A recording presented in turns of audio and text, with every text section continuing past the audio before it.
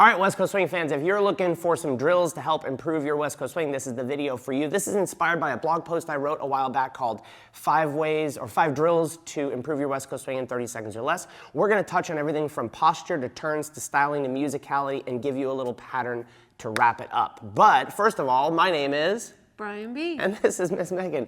All right, so the first thing we're gonna talk about is posture. And since Megan's mom was a professional ballet dancer, still teaches, I'm gonna let you talk about posture. All right, so posture, it's making sure that everything is stacked in a line as you are up, and you're gonna try and lift everything as tall as you can go. Feel like everything's being pulled up by your spine. So everything's nice and straight over your feet. And the way I think about it is if you were to stack 3 Coke cans on top of each other, they've got those little ridges that will hold. I think of my blocks of weight, my hips, my rib cage, and my head that need to be stacked on top of each other, right? And so I don't want to get them out of alignment significantly unless I'm purposefully like isolating one against the other. So stand in the mirror, look at yourself. I have a mirror off the side. You want to pick everything up from the top, which is going to lead us into turns. Balancing on one leg. Then we're going to turn. Right, so the second thing, and this is super practical, and when I wrote the blog post, this is something you can do. I do it all the time in the grocery store. I want to take my weight on the ball of my foot, what we call the 3-toe base. So the big toe and the next 2 toes. I want to place my weight on that, right?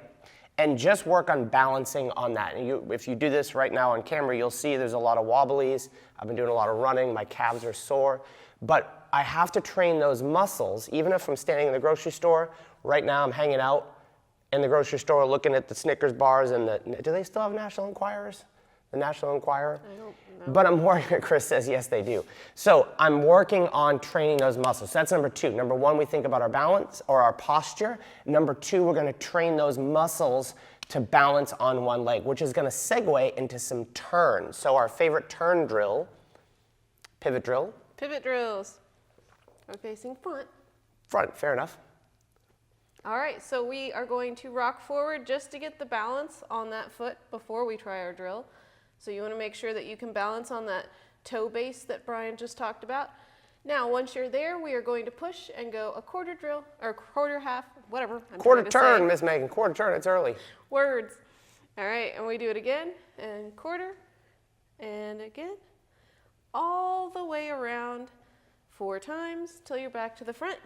And we've taught this a lot. 23 years I've been teaching this drill. And when you rock forward on the ball of that foot, I'm creating good posture and a forward poise. If you look at me sideways, I'm forward poised, right? And I want to make sure that I'm balanced there. So as I do this quarter turn, I don't want to immediately rock back. I want to use those muscles from the step 2 of the drill where I'm balancing on one foot. So as I make that pivot, I'm holding on to that. Then we can segue this into half turns. Yes, we can. We can go same thing. Make sure you find your balance first, and then we're going to push and do a half. And then come back, get back balanced, push, and do another half. So again, you can do this in the grocery store, at home, in your socks, in your bedroom, works all over the place. So that's number 3. Number 4 is going to be rolling through our feet. So what do we mean by rolling through our feet? And this comes back to 2003. I had a coach said to me, dancing waltz, Brian, you dance like you got boxes on the bottom of your feet. And what he meant by that is instead of thinking of your foot as being flat, I want to think that I have the ability to roll toe to heel. I want to be able to roll heel to toe and every other iteration. So simply put, if leaders walk backwards in like a sugar push, we're just going to walk 4 steps back. I'm going to take my foot, place it behind me. So I'm tracing it already. This could lead to some styling. Then instead of just mindlessly placing that foot down, I want to incrementally roll my weight from the ball of my foot to my heel. And I want to trace that foot and roll ball to heel. And Megan going forward is rolling heel. You can roll heel to toe, or we can talk about toe to heel in a minute. We can. Let's scooch back. So back is pretty straightforward. I don't really have stepping on a heel option. So or maybe you do. Or maybe you do. So I'm rolling ball to heel when we're moving backwards, leaders and followers. But for the followers coming forward or the leaders coming forward, you have 2 options. Yes. So going heel to toe is going to probably be the easiest unless you grew up with ballet. So if we went forward going heel to toe, Brian talked about tracking earlier. We might talk about that later, I'm not sure. But right now, heel strike first, and then you're going to gradually roll through to the toe, and then heel all the way to the toe. The other way to do it, that's the easiest way, it's the way we teach all of our people. Lots of high-level people do it that way. But there is another way that also some high-level people, including Miss Megan, do, which is? Yes, well, you'll see that I do a combination of both. That's True. okay. All right, so toe leads. So you're going to strike on the toe first and then roll down to your heel. So toe first and then to the heel, toe, and then to the heel. So the idea of this is if I was connected to my partner, as I am incrementally rolling my weight, so is my partner. So she's always in delay of that. Does that make sense? And same thing if we do a sugar push, boom, boom. She just doesn't go clunk, right? She rolls back through the feet. And same thing as we anchor step, right? We're rolling through the feet to stretch away. Cool? All right, so now we have our posture on point. You've got some balance on your leg muscles. You have a turn drill. You can roll through the feet. Now let's start to dance, and before we get to 6 and 7, we're gonna talk about some musicality and some styling that you can use within this. But this is our workspace.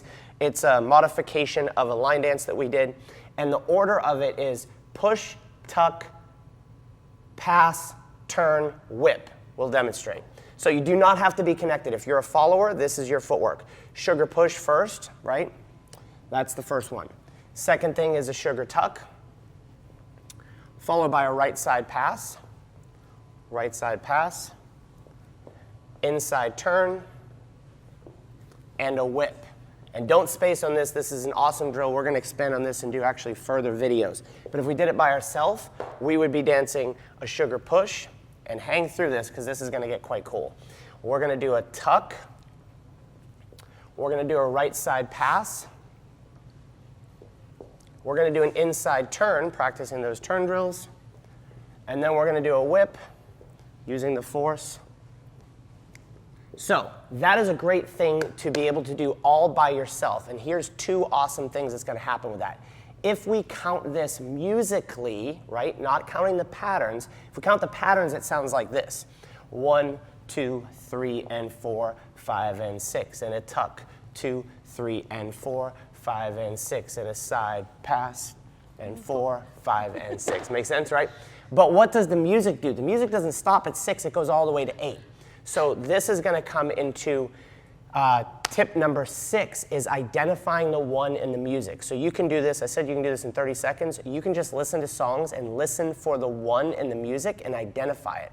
Then we're going to talk about, we have a whole course on this, and I'll link it up here in the corner if you want to go deeper on musicality and how this connects. But we want to be able to count the music, not the pattern. This is what this drill sounds like, counting the music, not the pattern. So the music goes 1, 2, 3, and 4, 5, and 6, 7, 8, 1 and 2, 3 and 4, 5, 6, 7, and 8, 1 and 2, 3, 4, 5, and 6, 7, and 8, 1, 2, 3, and 4, 5, 6, 7, and 8. So you notice that that is a 32 count, what they call phrase. Again, I cover all this in the musicality course. In fact, you can download this video right here, which talks about how to identify the 1 in the music. But now we're going to start to think about the 1 in the music, all of the 1s. And right now, I want you to dance this pattern and do nothing more than point when you hear a 1. And I'm going to try to do it, and you try to do it and count. Here we go.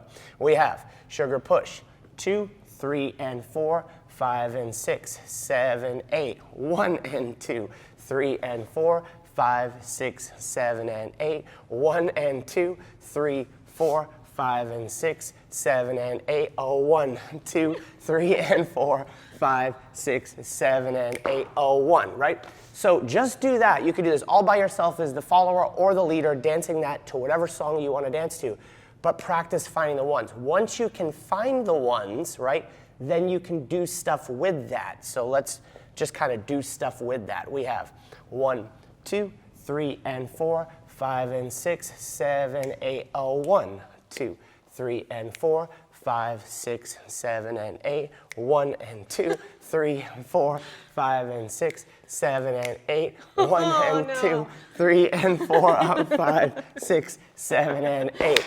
Tough to talk and dance at the same time. So we've known each other too long. I was going to do the exact same thing. The hitch, we just did a video on the hitch. So then at that point, now you've got balance, your turns are better, you've got something to practice on your own without a partner, you're identifying accents in the music, and now you can kind of work on styling. And again, literally just kind of what we did there, 1, 2, 3, and 4, 5, and 6, right? Now you have sugar tuck styling, 7, 8, and 1. So now when you look up, you're going to be speaking, when you look up any kind of styling options, right? You want to develop just a couple of tips and tricks. So a different way to style your sugar push, a different way to style your side pass or your whip, right? So we have tons of videos on those. I'll link a playlist up here, but if you want that musicality course, because that's really going to tie all that together, I'll also link this down here in the corner, and we'll see you guys in the next video.